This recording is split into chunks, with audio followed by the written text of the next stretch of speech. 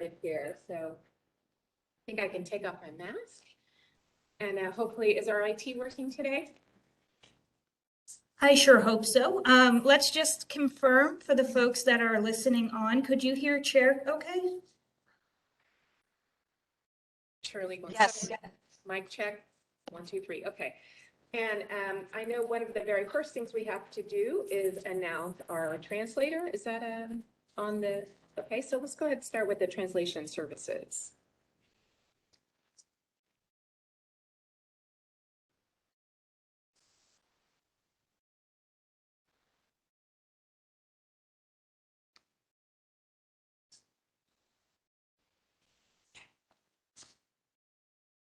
We cannot see the slide. You have it? Are you able to see the slide?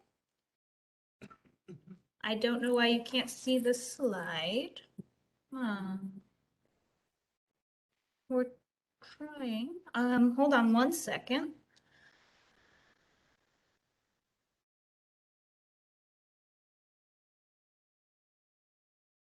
Do you see the slide now?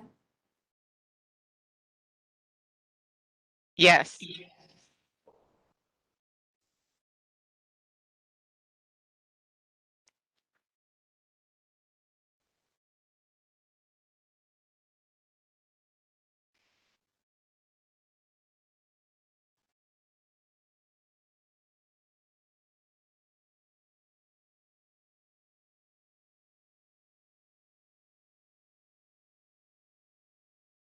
No, can we get the translation services announcement? Para escuchar la Junta para la Comisión de la Vivienda en Español, por favor visite www.webex.com. El número es 1-415-655-0001. El código de acceso es 2469-718-7587 con la clave vivienda. Gracias. Thank you very much. We will begin our meeting with a roll call. Chair Gonzalez, Present. Robert Abraham, Present. Kristen Davila, Present. Nikki Johnson, Present. Amanda Keemer, Jeff Arndt, Present. Nicole with the San Antonio Housing Trust, Present. Ed Hinojosa, and Sarah Sanchez. Present virtually. Chair, we have a quorum. Thank you very much, everybody, for attending today. We will start with any public comment.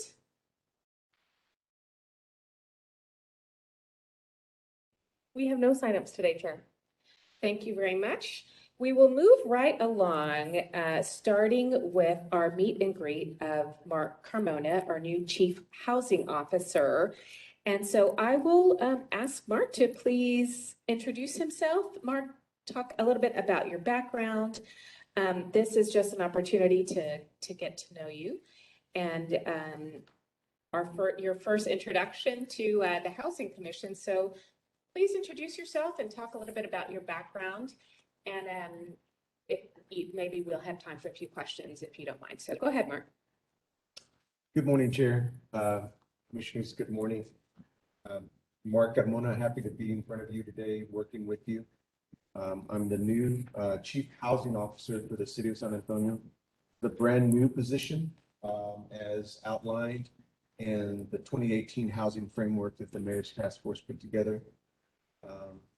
I know that was 3 years ago, and I think no one anticipated COVID and what would happen, but I'm here. I'm 3 weeks in and very, very happy to be working with the chair, meeting with a lot of community stakeholders, staff, learning more about what's currently happening, what the challenges may be, working with the NHSD staff on the SHIP document that's soon to be released for public comment. And then obviously working on developing priorities, for the bond moving forward. as you know, you all been following in the media. A little bit of background on myself. Been working in this community for about 30 years in social services, helping people, I should say, the helping professions. The last position I was in was as the president and CEO of Haven for Hope. I was in that position for about 5 years. Recently, I've been working with the H.E. Butt Foundation as a consultant in the faith and mental health community space. At the same time, I was also rehabbing homes inside 410. So little did I know how much that would come to help me in the position that I'm in now. So very happy to be here. You know, this position really is a unique opportunity, I think, for the city. I think there was a lot of vision in 2018 and I'm sure there was people in the room that helped draft that framework in identifying a position that really worked at a systems level and really externally and internally. It makes a lot of sense to me. I think obviously the passing of the charter amendment gives this some traction, gives this some opportunity around housing. Leverage is going to be extremely important for us moving forward. But I think the idea, you know, I operate kind of with 3 A's: alignment, adaptability, and agility. And I think our ability to have alignment as systems is going to be key moving forward. I see Via's here. Transportation is going to be key. I'm eager to study y'all's document because I think it integrates well with what we're thinking about. The idea of people finding housing, choosing housing that's close to where they work.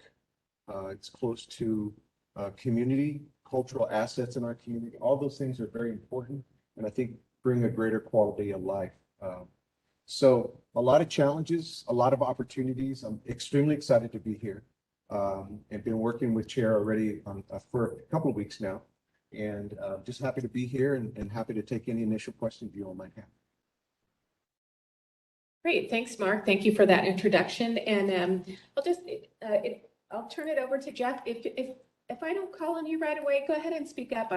Sometimes it's hard to see in this kind of space who has their hand up. So I'll turn it over to Jeff for some questions, and then if anybody else, you can either raise your hand or chime in. So go ahead, Jeff. First of all, I always break the rules, so I'm only making comments, no questions. So you're off the hook.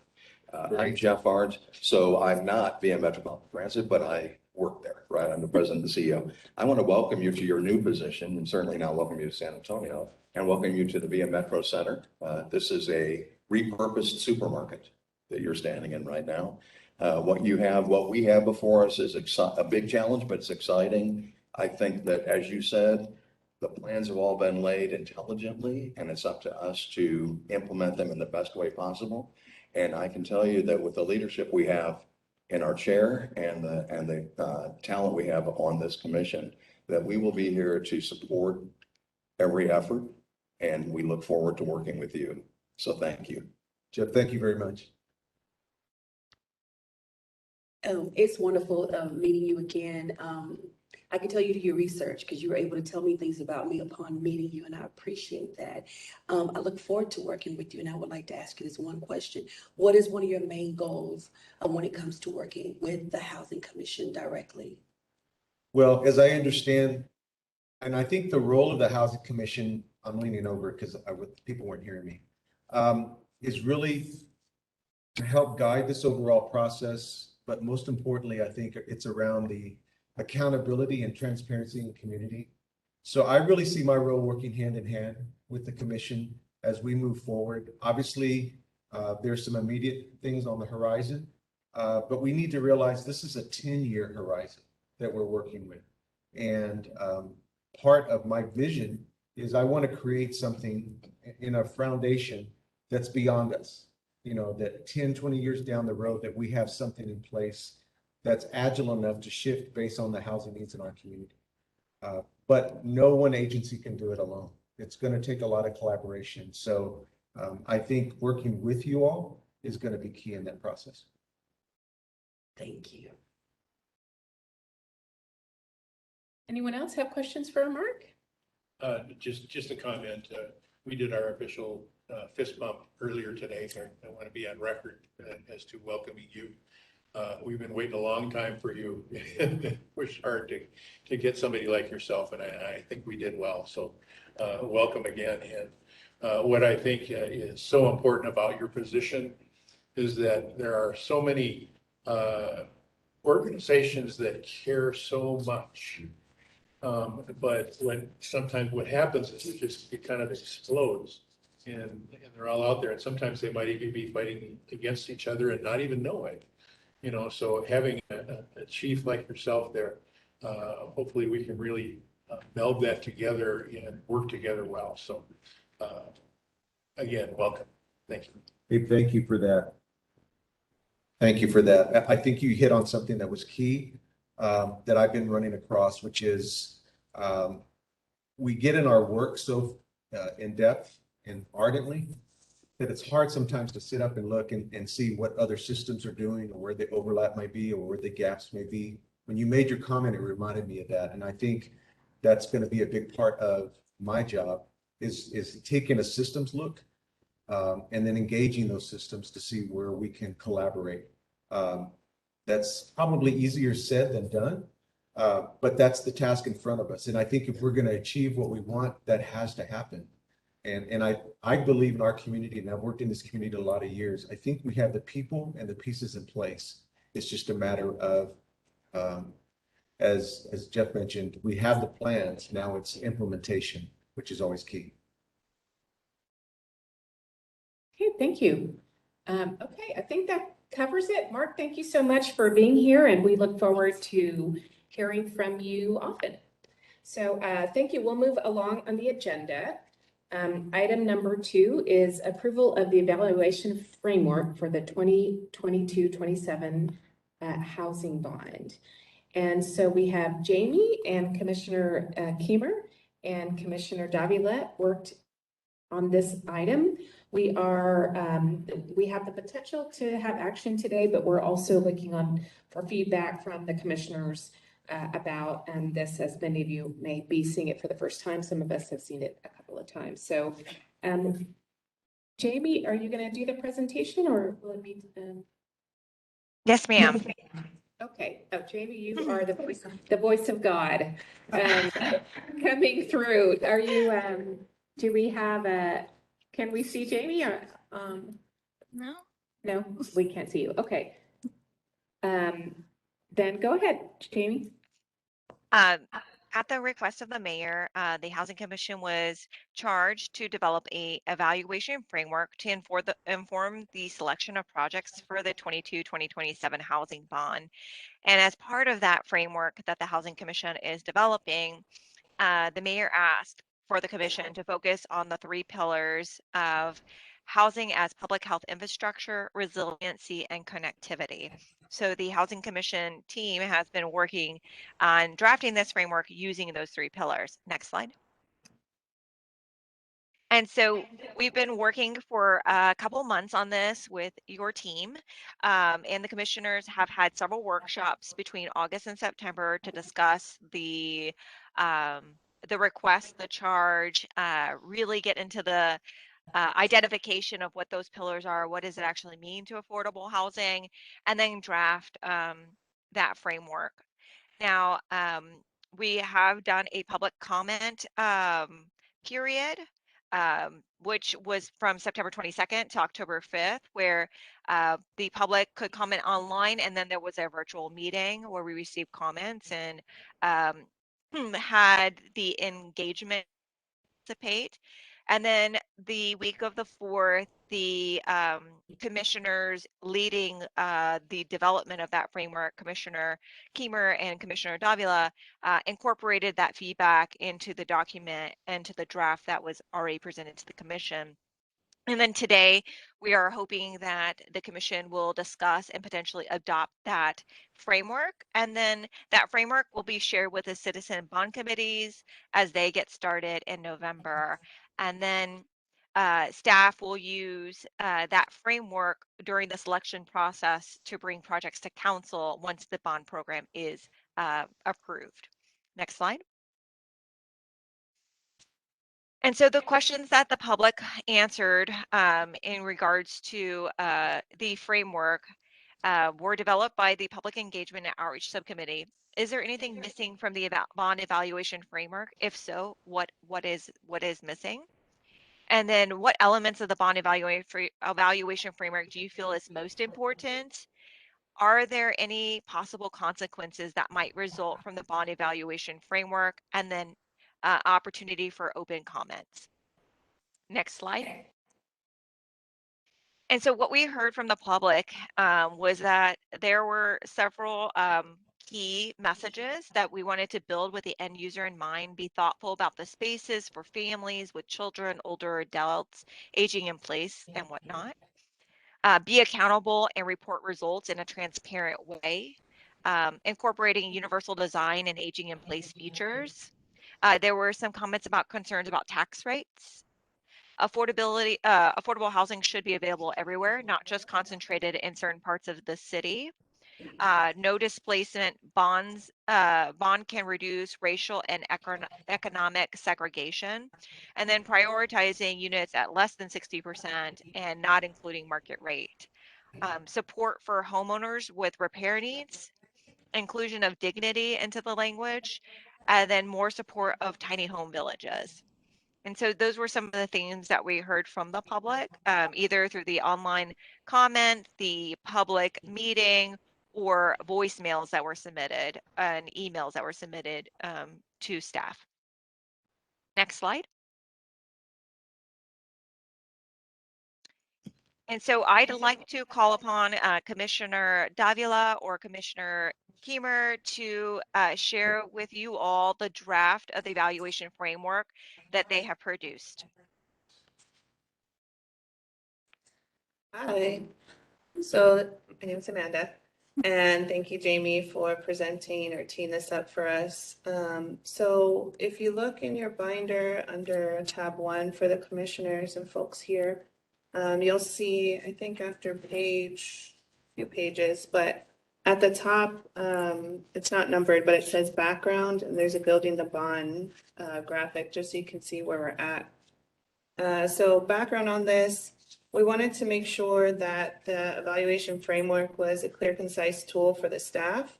And just, I'm going to go off the slides a little bit, but as you'll see, we added a background section, and on the page after the graphic, we also added the overview, but we expanded upon some of it. We changed a couple of titles and things like that to make it more clear that this document has a specific purpose. It's restricted based on the work of other groups. So we didn't want to confuse anybody about what this tool was about or how it would be used. We wanted to be really clear with that. So you'll see that in the background and the overview. Going back to the slide, you'll see that we mentioned projects supported with bond funding should advance the priorities established in the SHIP. Touch on those core values of affordability, choice, quality, and accessibility, and most importantly, connect vulnerable populations to stable housing. And so throughout this framework, we wanted to keep that in mind.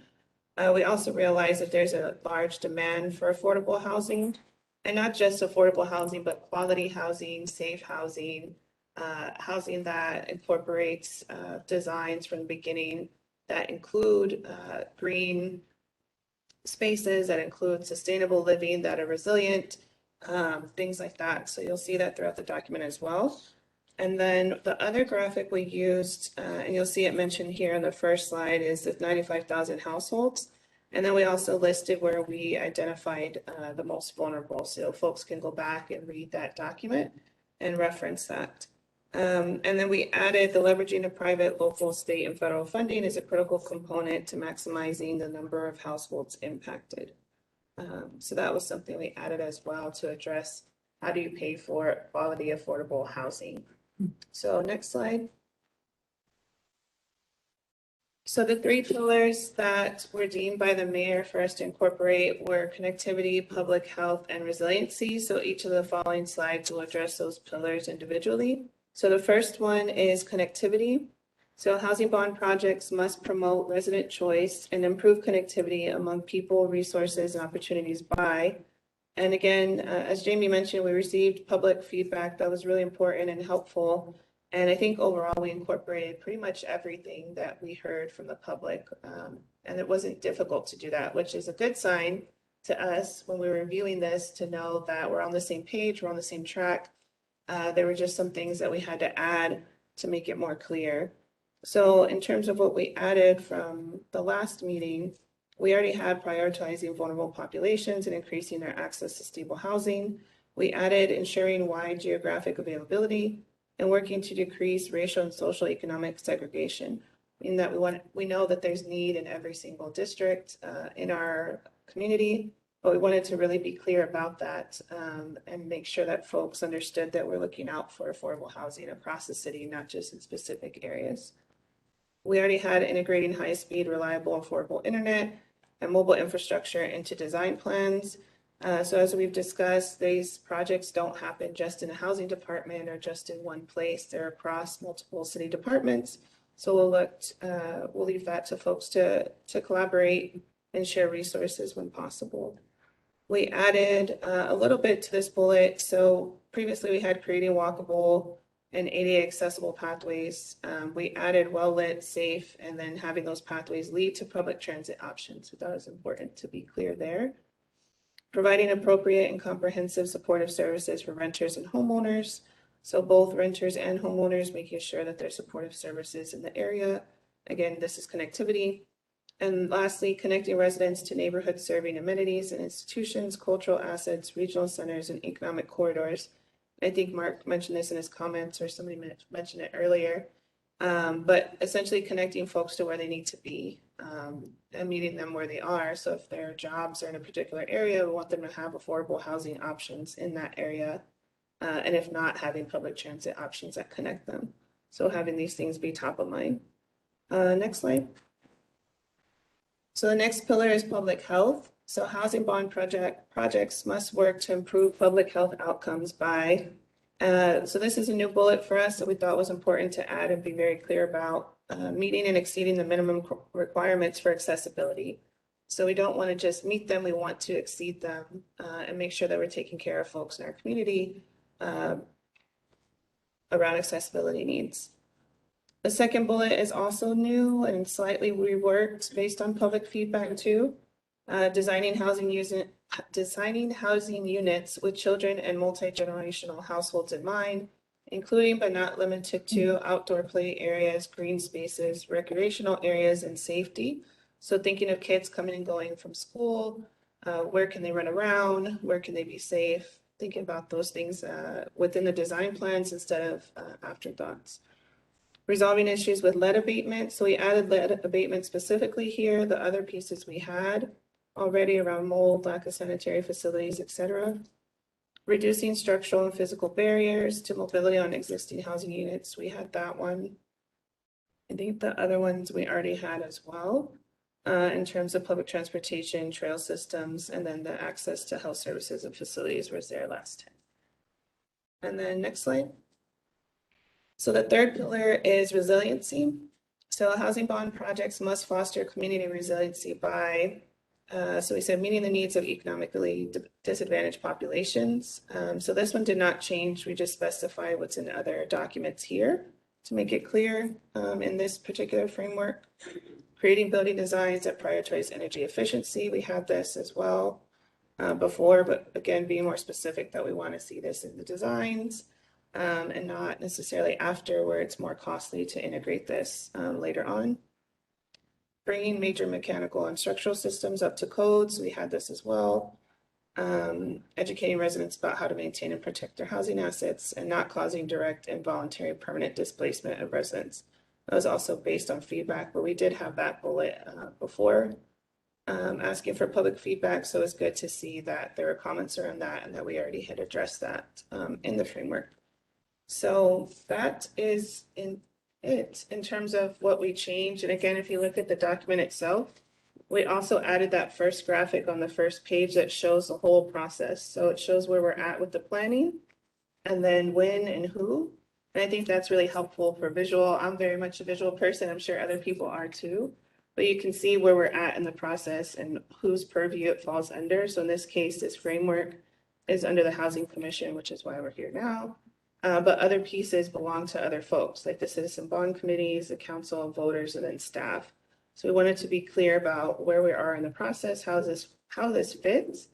And then you'll even see in the paragraph underneath that and above, what it is that the Housing Commission is charged with doing in terms of this framework, and then how this framework fits with other pieces, when it will go to City Council, what it goes to City Council with.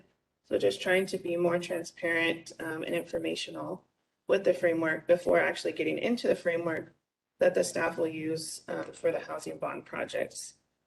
So yeah, so if y'all have any questions or feedback, we'd be happy to take that. Thank you guys for doing such a great job on putting this together.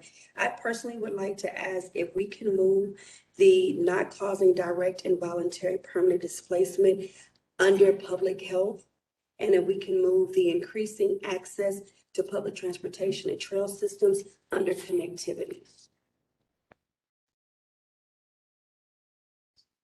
I'm concerned with having the access to public transportation under public health kind of becoming a second thought. I think it needs to be under connectivity. That's very, very important.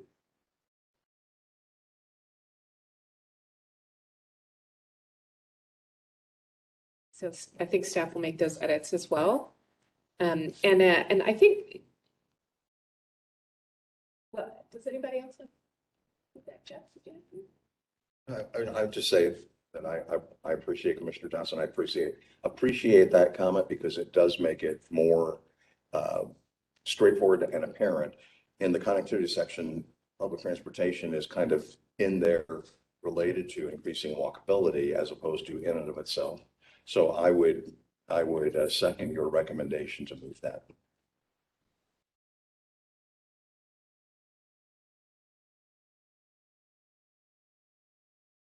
Any other feedback on this? I know we've kind of gone through some iterations internally, but I'm also, I think Amanda mentioned the visuals, and so it is sort of a lot of text.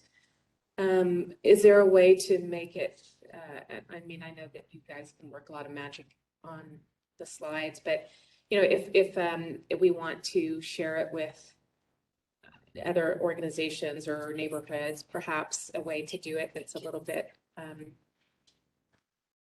friendlier. The content I thought was very good. We've seen a couple of iterations of the content before, so it's really just a question of producing it in a way that's a little bit more friendly, or perhaps maybe one that has one that's more visual, but also perhaps elaborating on some of the stories that we would like to. We don't want to support any particular projects, but I don't know, maybe we can give an example of what aging in place might look like, or what naturally occurring community might look like, something like that. Chair, this is Sarah Walmsley with staff. We can work with our GPA team to work out the visual element of this. What we want to make sure we have from you all is the content that you want, and we'll happily work with the graphic designer more talented than us to make it fancy for you. Okay, and anybody else? Go ahead. I also want to point out that we included the definition of affordability in this new revision, and that was feedback from the community, ensuring that we reference the definition of affordability that was approved by the Housing Commission. And then the other thing was that it escaped my mind until now, but at our public comment meeting, there was feedback that we should include under public health that projects should be near grocery stores, full service grocery stores where they have access to fresh foods. So that, I think, is something that we should include in the public health portion. Thank you. Can you repeat the last part for me, please? So in the public comment meeting that we had, one of the comments was that a lot of times projects are built and they're in a food desert. And the concern is that we don't want to continue that. We want to make sure that anything that's built is built with in close proximity to a full-service grocery store. This is Commissioner Abraham, and I totally agree with that. And I think that maybe that should be under the public health area of this as we go forward. And I like the way that this has drafted into something that, you know, may be a little bit wordy, but the importance is that the public knows that we heard you and you are inclusive in what we're trying to do, because after all, it is for them. So I like that it is a little bit wordy. So covering everything, all the concerns here. So thank you. Another example, perhaps, regarding this section where we identified the affordability definitions.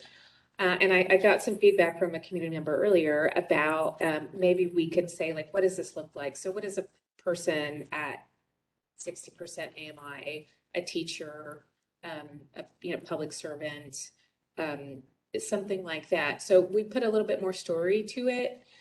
And I know that we, moving forward, will have to inform all of the community members what these AMI levels mean.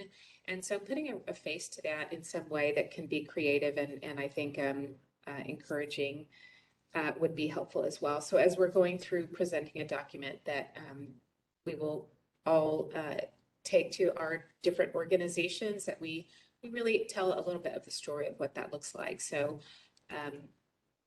I think that would be helpful as we're moving along.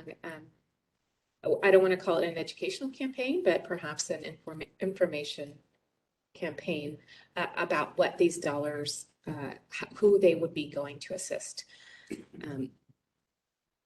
Anybody else? Okay, go ahead, Jeff. I think these modifications are all really valid, but within the framework of everything that was prepared, they are small in number, which I think reflects the quality of the work that has been done to date.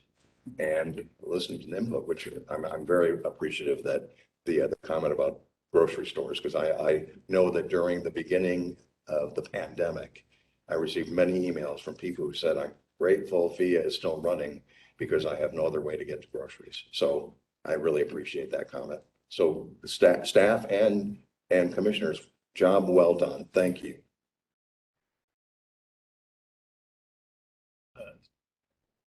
Okay, Mark. Y'all hear me? No, your mics don't work. You, We tried. you definitely need to speak in a mic. If you want to Yeah. come up here, Mark, that would be helpful.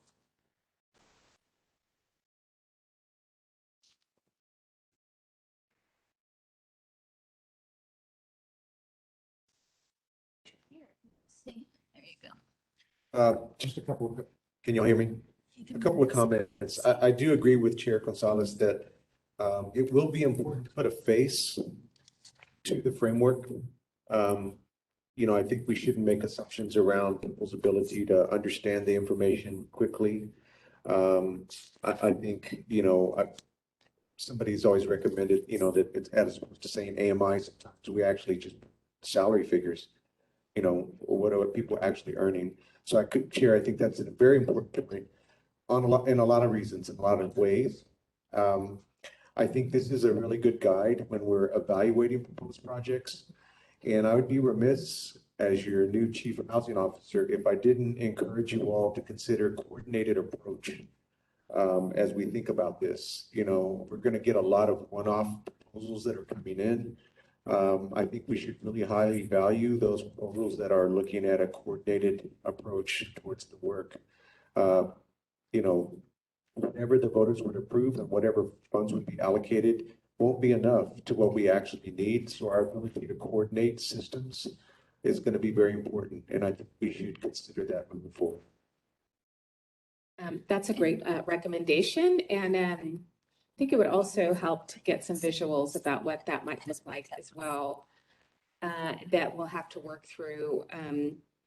I think we're getting some great feedback here, and my sense is that we're not quite ready to adopt it yet, given some of the feedback we've heard today. I know that it's for potential action. But I think a lot of this feedback is really important. I don't know if we could, if there's comfort in approving that today, or we take it back one more time and we can approve it on the 27th. Go ahead, Amanda. I was gonna say, with the timeline, if you look back, I think the goal, if there are only minor edits, I think we're in agreement for most of them, that maybe we could have, or take a vote and then with the addition that we'll add on edits or incorporate the feedback discussed today or something like that, so we don't hold up the process. And Chair, that's what I was going to chime in to say, is that we've noted all the comments. They seem to be pretty minor in nature, so you could approve the item with those changes and then staff can go ahead and make them. Well, I'm prepared to take action on it if we could get a motion to approve. Chair, I would move adoption with the modifications as expressed at this meeting. Can I add one more thing? With this, the graph that's in here and what Mark was referring to here too was a comment I was going to make just before he got called on first. But anyways, the AMI charts that's in here, is it actually in the framework itself so people can see and understand?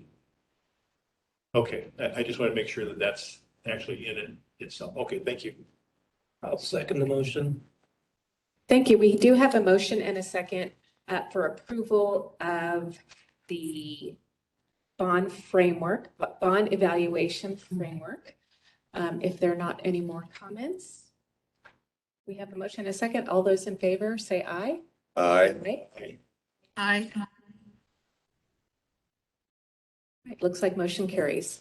Thank you very much for the incredible work by our team, Amanda, Commissioner Humer, and Commissioner Davila for working along with Jamie and all the team that helped us move this forward.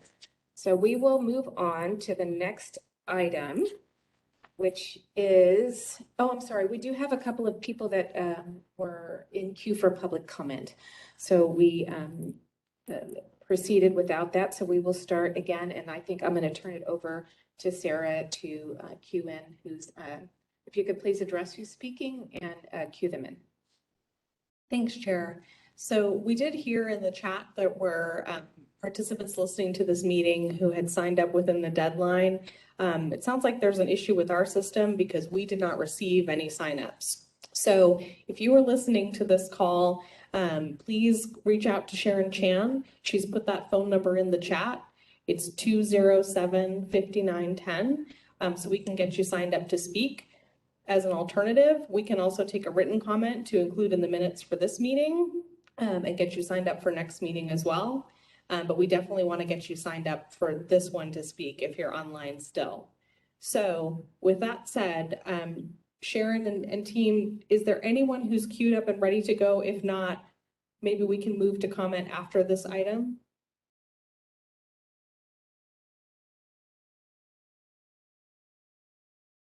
If you're talking, you're muted.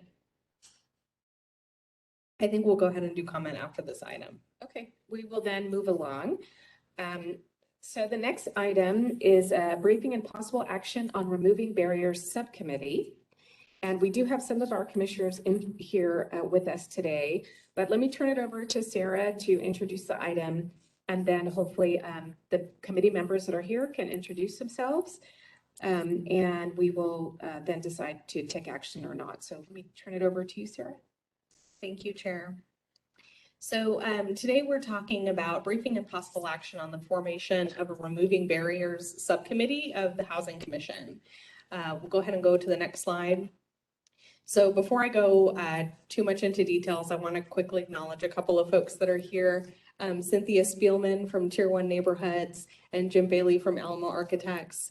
They are two of the tri-chairs of the Removing Barriers Working Group, which started to meet in 2019 at the direction of the mayor's office and had a lot of progress together working on amendments to the UDC, recommendations to increase ADU uptake in the community, and a lot of thoughtful ways on how to engage the public on their work.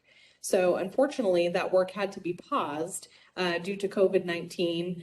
Also, that delayed the UDC amendment process that DSD oversees. Now that DSD is starting to open up that timeline again, we're looking forward to coming back to you in November with a briefing from them on that process. But on our end, we want to make sure that we're ready to go with our recommendations. So we'll talk a little bit more about what the action is, but on the next slide, I just want to show you what the informal working group that Cynthia and Jim and Steve co-chaired together. So their work was divided up into 3 subcommittees. One is the Regulatory Cost Burden Subcommittee, another is Accessory Dwelling Units, and the third is Public Engagement and Outreach. And you can see here on the slide kind of what the purpose and the work complete was. What we're proposing, if you go to the next slide, is that the work of the Regulatory Cost Burden and Accessory Dwelling Units group fall within a new subcommittee under the Housing Commission. That will formalize their work, have it under you all, and allow it to kind of continue into the future, as we know that these are going to be issues that we look at for a long time, not just within the UDC amendment window. Your Public Engagement and Outreach Subcommittee has a similar charge and the same name as the Working Group Subcommittee, so we felt like that made sense to kind of add to their work. So what we would ask of you today is to develop this subcommittee under the Housing Commission by setting a charge and some goals. You will not need to create appointments yet. We can wait until the following meeting for that. But this is a proposal of the charge and goals that we came up with after discussion with Chair and with Cynthia and Jim here. So their charge will be to identify barriers to affordable housing with a short-term goal of making sure that we get those UDC amendments in before February 1st. That's DSD's deadline. They'll also continue working on the ADU incentives and awareness bundle of work that they've been doing. And in the long term, continue to recommend ways that all of our city plans, including the SHIP, are aligning around development and code issues. Next slide. So you have some rules that you have to follow in terms of the creation of a subcommittee. Can be up to 9 members because that is the size of your commission, and at least one of them has to be a housing commissioner. So we would recommend pulling from the body that had been meeting previously, those 17 stakeholders under Jim and Cynthia's purview, and one of your own. We would like to work with you between now and the October 27th meeting to make those appointments. And then in the future, we'd like to do this through a public recruitment process, similar to how we recruited for the Public Engagement and Outreach Committee. So this would be a one-time appointment at your own discretion, and in the future, after a year or whatever term you decide to set for these appointees, you can do an open call recruitment. Next slide. So a bit of a timeline for you here. Housing Commission, assuming you make the decision to establish the committee today, you would go ahead and make appointments at your next meeting on the 27th. We get started right away working on those UDC recommendations. Use January for public engagement and any updates on the draft. Of course, working in tandem with the Public Engagement and Outreach Subcommittee and submitting those UDC amendment items to DSD on February 1st. So that's sort of where we're looking at timeline. Jim and Cynthia, is there anything you want to add to this? If you guys wouldn't mind coming up, so at least we can, if you can introduce yourselves to the new members of the commission and talk about the role that you all had, I think would appreciate it very much. And of course, thank you for being here in person. Hello, I'm Cynthia Spielman. I'm co-founder of a neighborhood coalition called Tier 1 Neighborhood Coalition. It's over 50 interloop neighborhoods and coalitions. We also partner with coalitions out in the suburbs, our Looplander friends, we like to call them. Thank you for having us here today. Good afternoon, Chair and Commissioners. I'm Jim Bailey with Alamo Architects. You may recognize me as one of the authors of the Housing Policy Framework. I've taken a sort of less public role, I would say, since that's been adopted, really focusing on one of our primary recommendations in that framework, which is to look at not just our Unified Development Code, but policies enacted or being used by the city of San Antonio and other organizations such as SAWS, CPS, VA, you name it, to remove regulatory and cost barriers to affordable housing, right? There is, you'll hear the real estate talk about, a 30% increase in the cost of new housing because of regulatory action over the last sort of 20 years or so. By my own analysis, that's really only more like 15%. A lot of it is due to continual expansion out into the greenfield, particularly north side of San Antonio, northwest side of San Antonio, where it's harder to get water pumped up to it. It's harder to deal with sewage services. There's more roads leading out to it. It's virtually impossible to serve with a public transit system. Environmental concerns, car features, so on and so forth, right? So the further we go out into the greenfield, the more expensive it gets. And so, we've been talking since the formation of the first Housing Commission about some of the goals that were laid out in your framework for analyzing bond projects, which is like, where are we putting our affordable housing and how are we looking at our entire regulatory environment to ensure that we're not doing anything unnecessarily burdensome on affordable housing. So Cynthia and I have been working together for years now, her through the Tier 1 Neighborhood Coalition and, me through various committees and commissions and so forth to talk about, sort of citywide what our issues are, right? I mean, understanding that as we rebuild the city or as we build the San Antonio of the future and bring, our housing policy into alignment with our climate action adaptation plan, with our VIA, 2040 long range plan, and SA Tomorrow, that we're seeing, increased pressures, particularly upon our regional centers, our 13 regional centers and along our transportation corridors, and figuring out how to align all of that, right? And so it's about removing barriers to affordable housing, but it's also ensuring that we're not creating new barriers by doing so, or creating inadvertently other adverse effects, particularly on underserved communities in more tied in areas of town, particularly those built before sort of 1960 or so.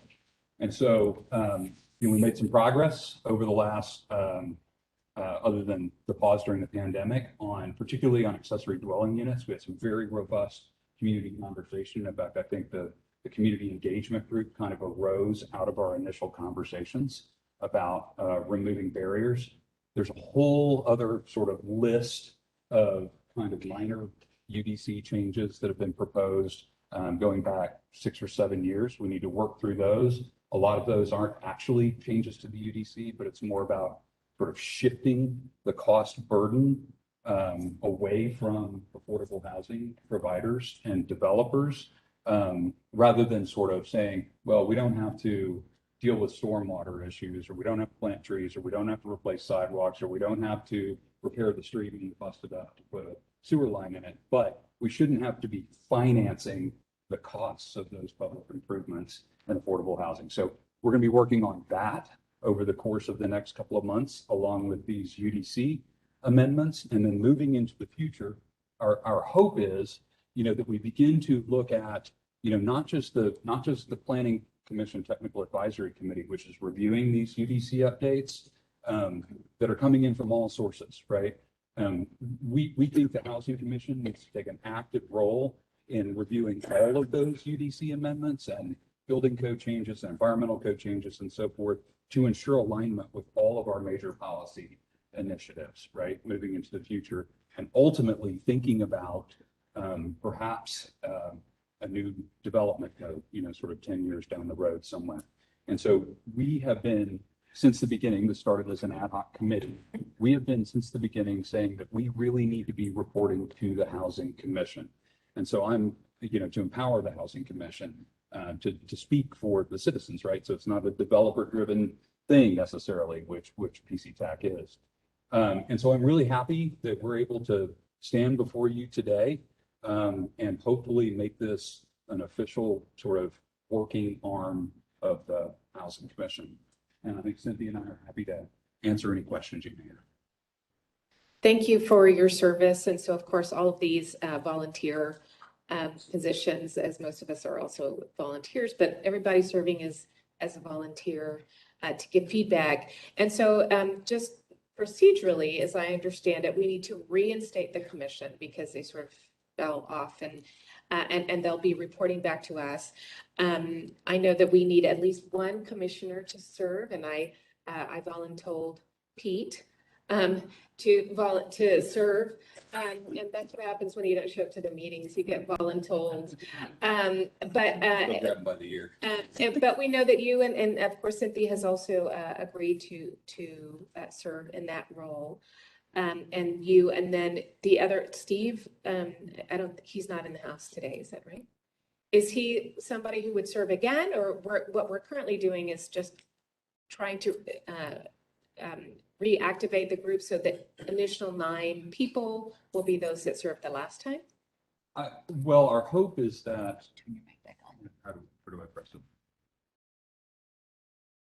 Our hope is that we have good community representation, but that this group is largely made up of technical experts who have experience dealing with these development-related issues. It's a highly technical working group, and we'll bring recommendations to you all, which then, before you take action, it'll go out to your public outreach subcommittee. And so your staff right now is gathering names of folks that we think would be really useful on this subcommittee for this initial kind of 1-year appointment. And so I would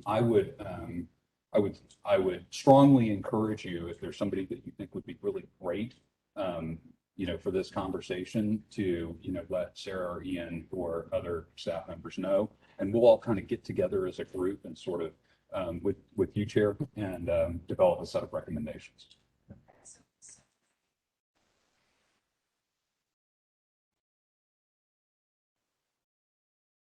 Looks like I'm not on. So we know that Michael Taylor from Habitat for Humanity maybe has been voluntold to serve on this capacity. Currently we're looking for names, but we know that in the next iteration we'll go out for public comment. We know that we need to continue to engage people in this work, but we do have some urgency given the timeline. And of course, the people that had been here previously would be perfect to fill that role in this interim while we regroup and eventually take it all out to encourage the members to participate. So this is this requires action? Yes, Chair. Okay. Thank you. So it does require action. Thank you. And just stand by in case we have any questions. Does anybody have questions? Just real quick to clarify, the action for today is to create and formalize the subcommittee underneath the Housing Commission. We will come back at the next committee meeting to formalize the members of the makeup of that. And just to add a little bit more context for when the committee starts to meet, they have previously hosted public meetings. So even though there will be those 9 members, it will be open to the public for other people to listen and participate in those meetings as well. Okay, great. Well, thank you very much. And we do have some comments. Ms. Commissioner Taylor? I'm sorry, Johnson? Yes, so on this committee, is it only going to be one housing commissioner? I think we need at least one. If there's others that want to participate, I think we're open to anyone and that has technical, or anybody I think that wants to serve. I want to volunteer to be a voice for the community. I do not have the certain particular technical background that you're looking for, but I do want to volunteer as a member of the community to represent them. I think that would be welcome. So thank you very much, Commissioner, for volunteering. Any other? Go ahead, Commissioner. So on the slide where it says appointment process, so I think y'all said this will be set for 1 year, but I understand we're moving quickly because of the urgency of the deadline. Is 1 year typical for these appointments, or is there a reason why it doesn't end on February 1st? Your other subcommittees have 1 year and 2 year terms. You can set it up however you want. So if you'd like to set it up for February 1st, that's an option for you all. I guess a quick follow-up. So if we set it up for February 1st, just because that's a big deadline, so then what would that look like for appointments? Would it throw off a schedule, or all the committees appointed at the same time, or how does that work? The other committees have different appointment schedules. So one thing that you could do if you're concerned about continuity for this particular subcommittee is stagger those appointments. So maybe some of them expire sooner than others. And then you have a body remaining that can help choose the next folks. And then can you all send a list to us of who the working group was before, for those of us who are new? Yes, absolutely.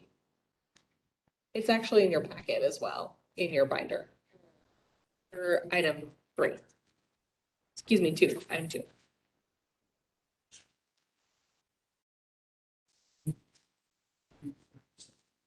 Oh, that was a lie. I apologize. So we'll get it out to you via email. But know when you see that list of names, you're not restricted to those names. It's just for your awareness that these are the folks who were previously on the working group. In terms of timeline, so just to walk through, right? So it's not clear to me on this slide, or maybe it's just missing information. So between now and October 27th, there needs to be 9 people for the subcommittee. It could be people from the working group, it could be people from other places, but either way, on October 27th, that's when we'll vote as a commission. We'll be on that subcommittee with the urgent deadline of February 1st to get all this together. And then potentially 1 year term from October 27th, potentially not. It depends on the commission overall. Exactly. Okay.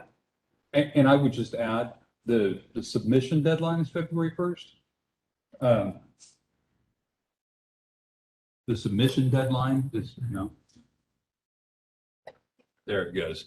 The submission deadline is February 1st, but there's going to be a lot of activity happening after that.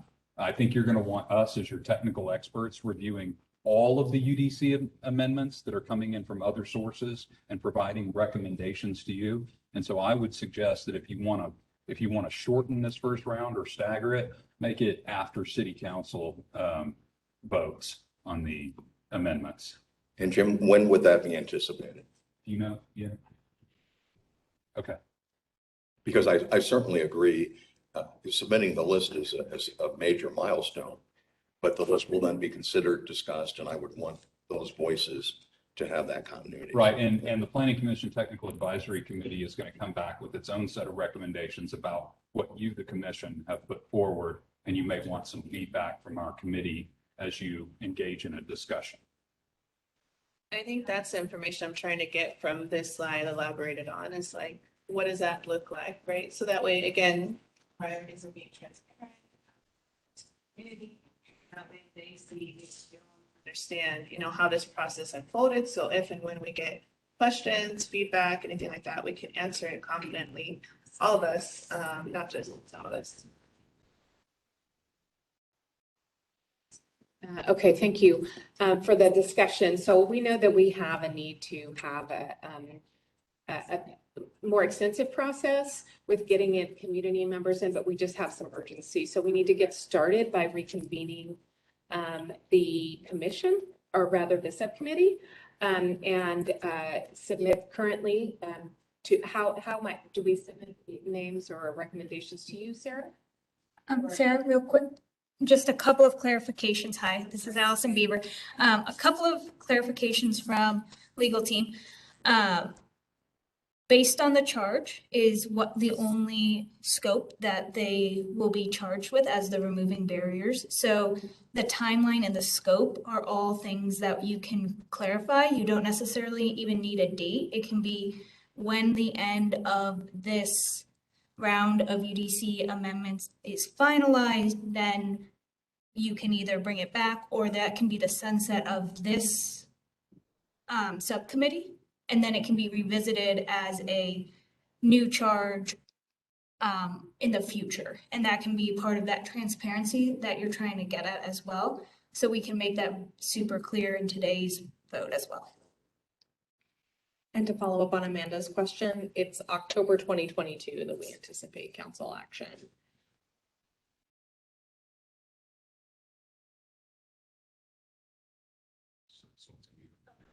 Oh, right. So roughly 1 year to work through, and then we need to open it up and get lots of applications. Mostly we need to reinstate so we can get back to work.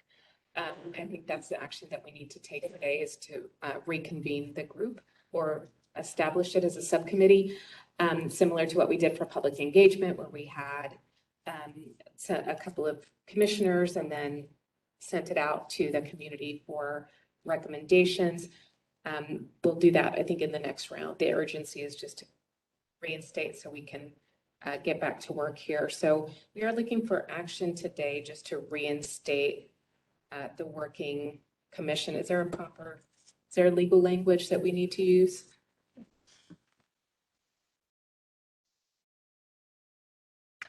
Yeah, your sounds don't work either.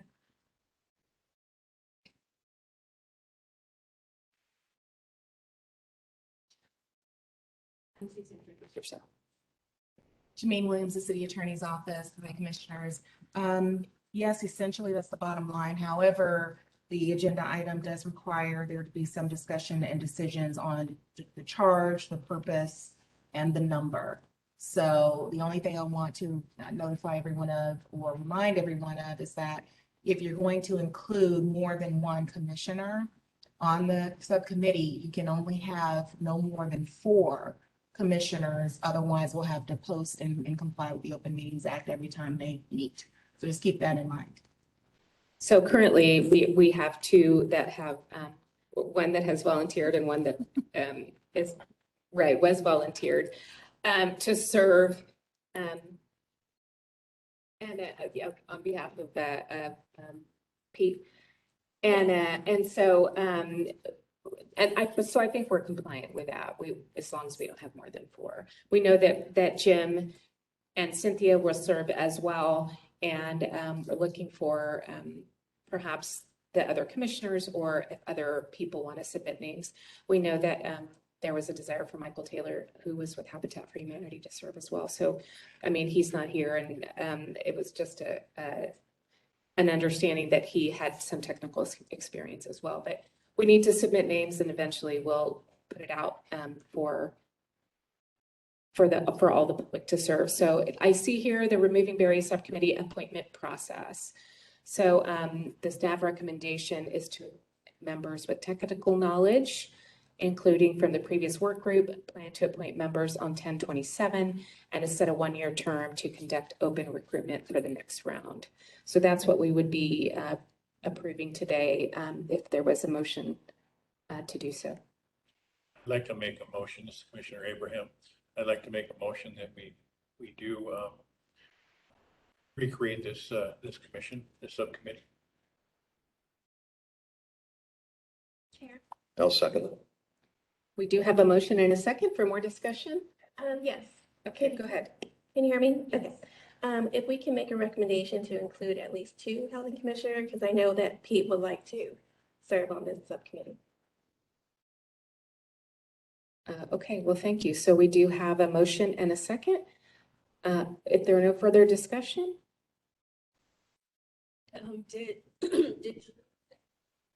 That we're supposed to be discussing the charge before we do? Yeah, we didn't do that before the motion hit the floor. Allison, can you go back to, oh, perfect. Yeah, the charge is here on your slide, and you can wordsmith that as you choose.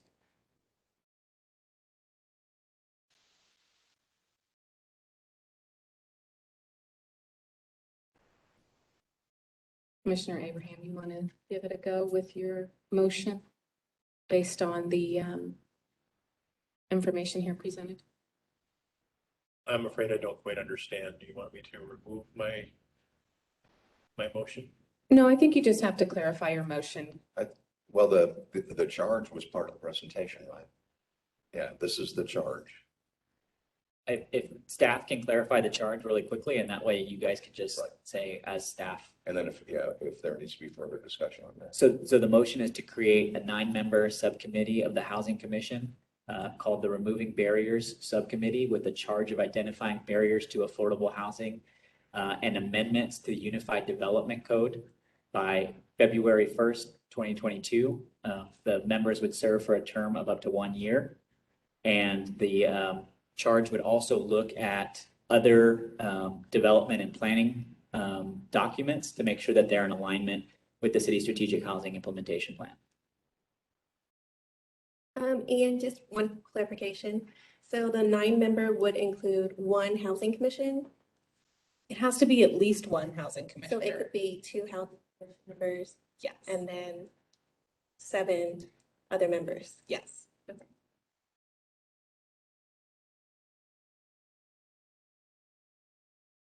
Thank you. If you just want to.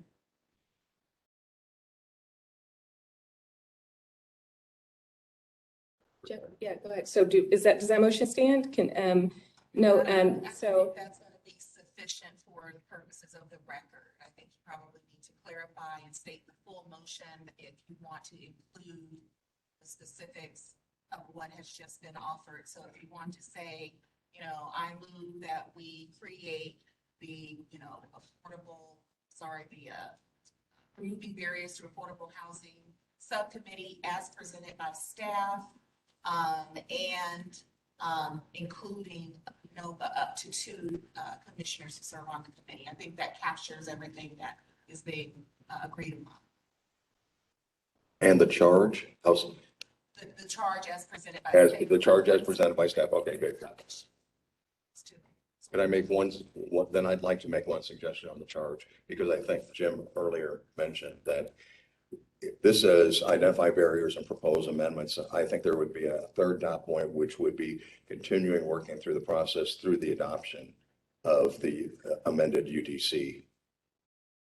Because we want ongoing work. Yes, but that might extend past anyone city council meets, right? The 1 year?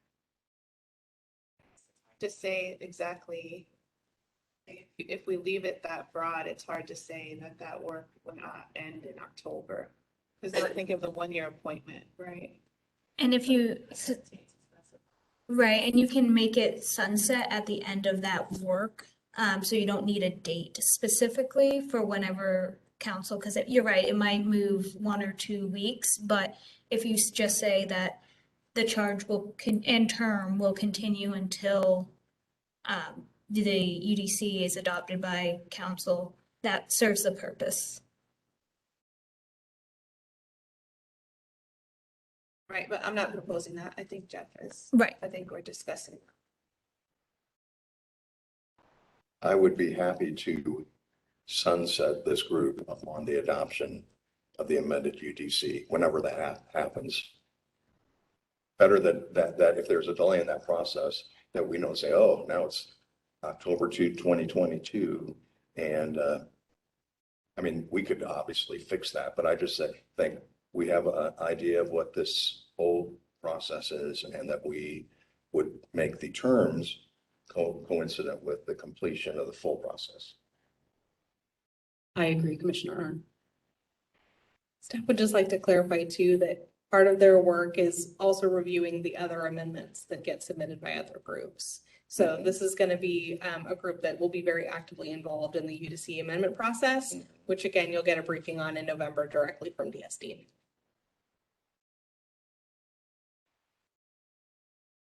Okay, well, so I think that was an important discussion. I know that the necessity for action today is so that we can appoint members next time, so that we can get started. We know that we need at least 1 housing commissioner. It can be up to 4, but for the purposes of the subcommittee, we need at least 1. We know that we have 2 commissioners are currently willing to serve. We have 2 community members who are currently willing to serve. And so we would be looking for 5 additional people to serve on the subcommittee, identify, with the charge being to identify affordable housing, propose amendments to the UDC by February 1st. So this group is going to be very active and working very diligently to get those done. And then, of course, there may be other work after that that happens just based on what the council decides. So I know we're looking for action today. So I know Commissioner Abe had made a motion. You want to try again?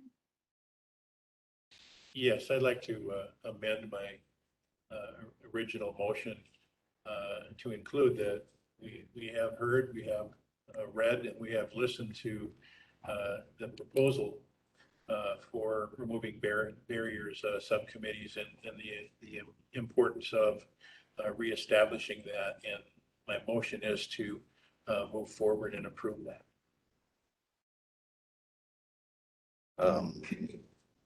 If, I'm not sure what the process would be, but I would be happy to add on to that motion.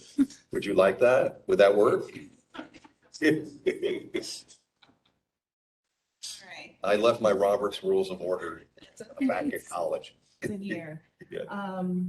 I get what you need. So a couple of ways to do this. Commissioner Abraham, you can simply, it's formal, but you can ask the chair if you can amend your motion and state pretty much what I said a minute ago.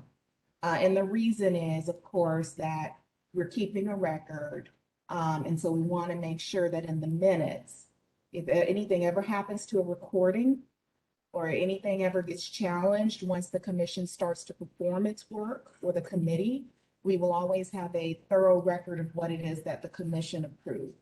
So we want you to make sure that you're doing two things in your motion. The first, you want to ask if the commission will approve creating, because it's a new subcommittee for the Housing Commission, even though it's a reiteration of the, or it's an iteration of a previous committee, but if creating the removing barriers to affordable housing with the charge and scope as presented by staff and authorizing up to 4 housing commissioners to serve on the committee.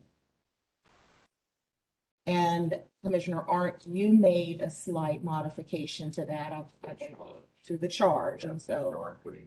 Continuing with the city. So you can, to simplify that, say, creating the removing barriers to affordable housing subcommittee as presented by staff and as modified by Council and Commissioner Arndt, and authorizing up to 4 commissioners to serve on the committee.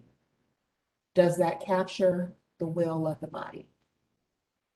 Then that's how it should be. Do we need to also mention that we would have the term coincide with the adoption of the UDC? You do that, yes. I'll be there.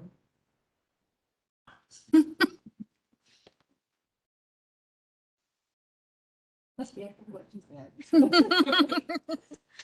Yes, I'd like to amend my motion, and it is to approve the creation of the new subcommittee to removing barriers and to affordable housing, and that As presented by staff. as presented by staff and read by all of us. And then also that it can have up to 4 housing commissioners on there, no more than that, and the rest will be made up by other appointees. I think that. And then Jeff. Because he said as discussed among us, so I think that will capture Commissioner Arndt's comments. Because you said that you wanted that additional point. If you want to clarify before closing the motion that the term will coincide with the completion of the UDC amendments process by City Council.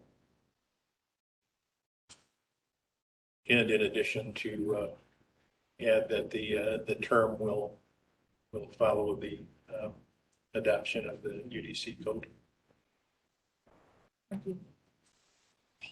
I will be happy to second that. All right, thank you. So we have a motion and a second. All those in favor say aye. Aye. Any opposed?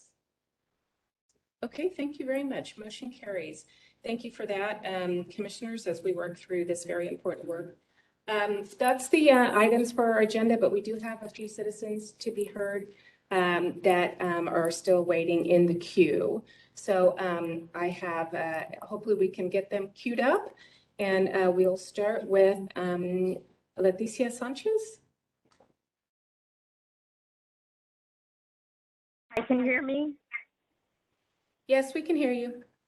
Okay, hi. My name is Leticia Sanchez, and I'm a resident of District 5, the co-chairperson of the Historic Westside Resident Association. I'm calling today about my concern with the process for immediate assistance for people, for people needing the immediate assistance for rent. I am just a volunteer, and I get phone calls weekly, daily, for people who need assistance. Once again, you know, we have issues, especially in District 5, and for senior citizens and for disabled people, that the process is very much too technical, and, you know, you need an email address, you need, if you're going to do this online yourself, you need a scanner, you need a lot of things. If you go now, the process includes, instead of you in the past with the risk mitigation, NHSD office was very helpful. It worked well. Now people have to go to another site to take their documents if they need assistance with the online process. They're told it'll be 30 to 45 days before they'll hear anything back. Some people are able to hold off their landlords, some are not. Then after that time, the majority of the people that I've helped are contacted by email or phone call if they don't have an email, and told that they have to submit documents again. And I know this because I put my email address in there for people who don't have emails. And so then they're wanting documents that were already submitted previously. And there's a contact name and number on the email. When I've called that number, the phones just ring and ring and ring. And if it's a number that an answering machine answers, it just says it's full. Or for others, it just rings and then it stops ringing. So there's no way to even leave a message. So there's no way to contact somebody by phone. I have people who do not have money for gas. I've given people money for gas, for bus fare, so that they can go and take their documents in. This process is not user-friendly. It needs to be fixed now. You can't wait until people are evicted or at eviction court. So that's my call. I haven't even had an opportunity to review all the documents for the 2 agenda items that were up to date because I'm too busy trying to help people with immediate needs. But those are my comments. And the process to just sign up for this meeting is impossible also. I've signed up and then hear that there is nobody signed up for comments. I call the number that's listed on the website to call. It's the city clerk. They have to transfer me 4 times before I can get to the person that actually can help. So I'm very frustrated, and I hope that the Housing Commission will look towards trying to fix the need for people who need immediate assistance now. Oh, the other thing is that Thank you so much, I may Leticia. say one more thing. When people apply, Can we move on they're to given 2 months Ms. rent. Flores?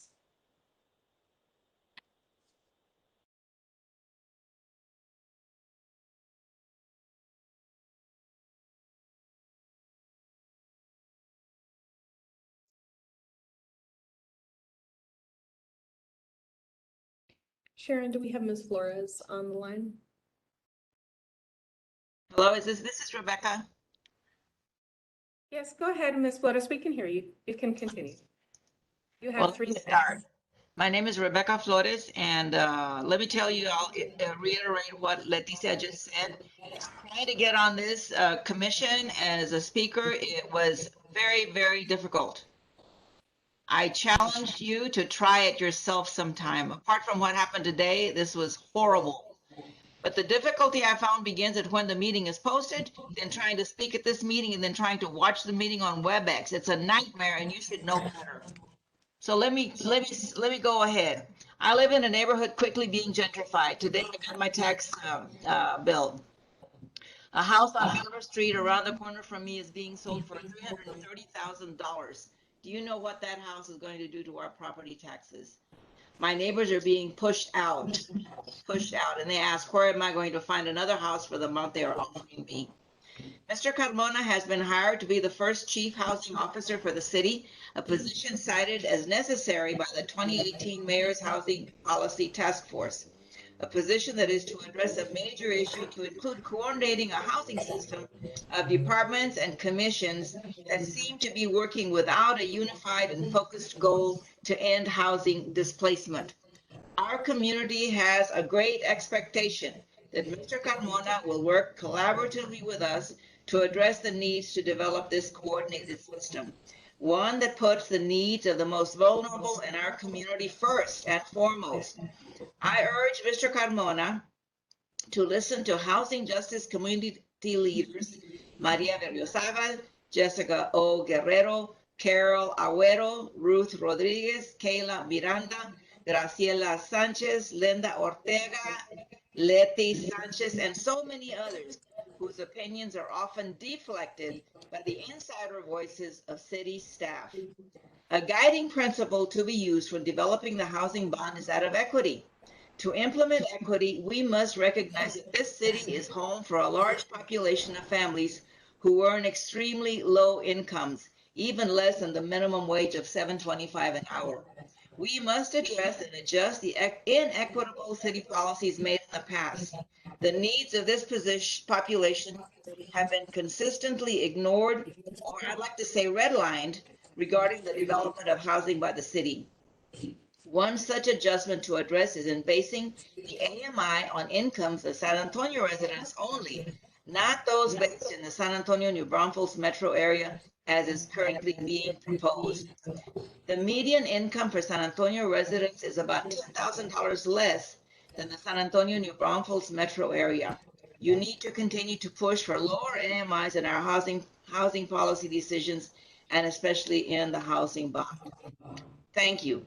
And let's once again talk about transparency of this housing commission meetings. It is challenging. It was a mess this morning, and as much staff as we pay to be on the city budget, we should expect better from the staff to make sure that we have access to these meetings that are so important to us. Thank you. Thank you so much, Ms. Flores. Jessica Guerrero?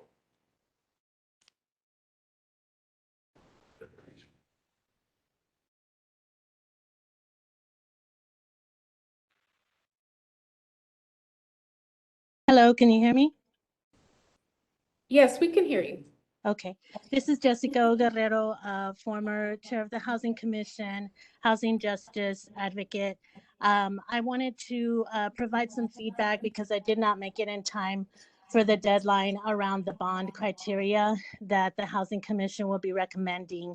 I want to demand that you change the wording related to displacement in the proposals and the recommendations that you'll make.